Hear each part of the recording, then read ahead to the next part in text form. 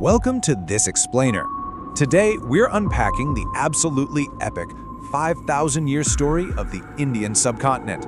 It's this massive, sweeping narrative of civilizations meeting, cultures blending, and just continuous transformation. If you've ever wondered how modern South Asia was actually shaped by these incredible forces of commerce, faith, and empire, well, you are in exactly the right place. Let's get right into it. So how exactly does a civilization survive and transform over 5 whole millennia? This is a pretty profound question, right? To really grasp the scale of this history, we kind of have to strip away the grand monuments and the massive cities we picture today. Because long before empires even existed, this land was dominated by dense ancient forests and roaring rivers, where early humans were just surviving using the simplest of stone tools. Okay, let's dive into this. For centuries, the rest of the world actually referred to India as the Golden Bird. And, this wasn't just some poetic nickname. It was a highly accurate description of a region boasting immense wealth, agricultural prosperity, and an unparalleled status as a global center of commerce. India's legendary riches literally drew the entire world's attention, and that set the stage for thousands of years of global interaction. Section 1. The First Great Civilizations. Let's zoom out for a second and get our bearings with a quick look at India's ancient foundations. We start way back around 3300 BCE with the emergence of the Indus Valley Civilization. Then, moving forward to 1500 BCE, the Aryans arrive, bringing entirely new cultural currents. And by the 3rd century BCE, we reach the reign of Emperor Ashoka, which was an era of really deep spiritual awakening. Picture this, you're walking through the ancient urban centers of Harappa and Mohenjo-daro. You'd see these meticulously planned grid streets and incredibly bustling marketplaces. Amazingly, their advanced drainage systems wouldn't be matched in parts of Europe for thousands of years. They were technologically and structurally so far ahead of their time, it's mind-blowing. Around 1500 BCE, another tributary joins our historical river. The Aryans arrived, and they brought with them new languages, new traditions, and foundational religious texts known as the Vedas. Now, these texts also introduced the social caste system. Simultaneously, this whole era of intense spiritual seeking began, where sages meditated in sacred forests and rivers like the Ganges took on the profound sacred significance that they still hold today. Section 2. Seekers, Sages, and Empires. During this period, great religious reformers like Buddha and Mahavira traveled the land, preaching profound messages of peace, simplicity, and compassion. And these teachings had a massive ripple effect. Take Emperor Ashoka, for example. After witnessing the absolutely devastating horrors of war, he famously pivoted his entire empire toward these exact teachings of peace, choosing instead to build roads and create centers of learning. As time progressed, powerful regional cultures really started to shape the Golden Bird's identity. Up in the north, you had these magnificent Rajput kingdoms defined by legendary forts and epic warrior traditions. Now contrast that with the immensely wealthy southern dynasties. They basically harnessed the ocean, controlling maritime trade routes to export highly prized spices, gems, and silk to the rest of the globe. Section 3.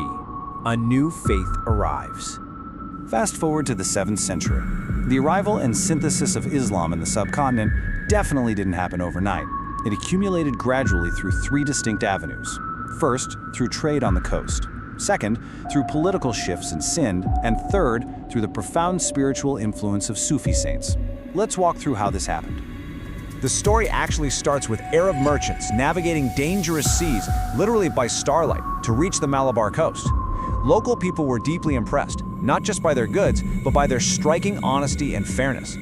This trust evolved naturally into friendships, intermarriage, and the very first coastal Muslim communities. Plus, in a highly stratified society, the Islamic message of social equality really resonated with people. Now, what's really interesting here is the year 712 CE. This marks a massive turning point with the entry of Muhammad bin Qasim into Sind, establishing the first major Islamic political presence in the region. But beyond the initial political shift, what followed was actually a huge revival of trade, and notably, local communities simply continued practicing their own religions.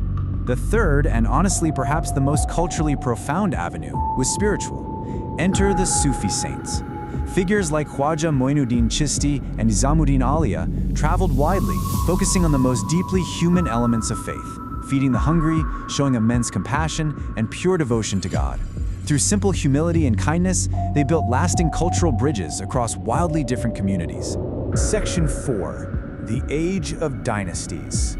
The era of the Delhi Sultanate, and later the mighty Mughal Empire, forever changed the subcontinent, and this brilliantly illustrates the golden age of learning and art that sparks when diverse cultures interact.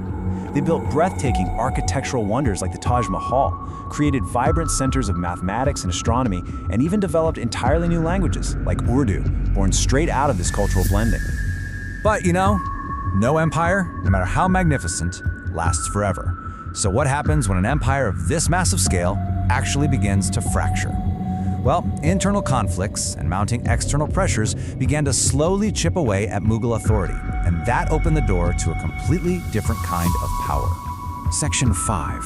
Freedom and partition. Let's move on and see how this builds. In the 18th century, the British East India Company gradually expanded its influence, basically filling the vacuum left by the weakening Mughals. This friction ultimately erupted in 1857 with a major uprising, which formally ended Mughal authority and solidified British colonial rule. But that initial resistance set the foundation for the massive independence movement that would eventually succeed.